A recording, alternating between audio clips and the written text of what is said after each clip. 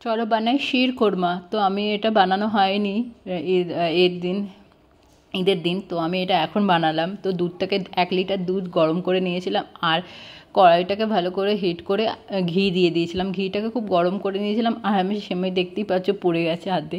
তো এগুলোকে ভালো করে ফ্রাই করে নিলাম। তো ফ্রাই করার পর পাশে ওটার সাথে একটুখানি কাজু, আমন্ড, কিশি, পেস্তা দিয়ে ভালো করে ফ্রাই করে নিয়েছিলাম। তো ফ্রাই করে নিয়ে তারপর ওর মধ্যেই আমি কাজুটাও দিয়ে দিয়েছিলাম। তারপরে এলাচটাকে গুঁড়ো করে থেতো করে দুধটাও দিয়ে দিয়েছিলাম। দুধটা দিয়ে ভালো করে ঘন করে জাল দিয়ে ফুটিয়ে দিয়েছিলাম।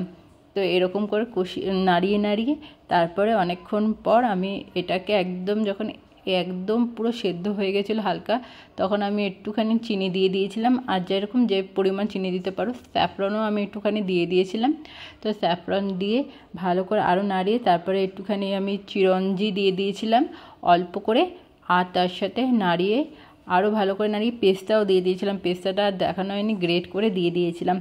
তো দিয়ে তারপরে ভালো করে ফুটিয়ে রেখে দিলাম। ভালো লাগলে লাইক শেয়ার সাবস্ক্রাইব করে দিও। টাটা।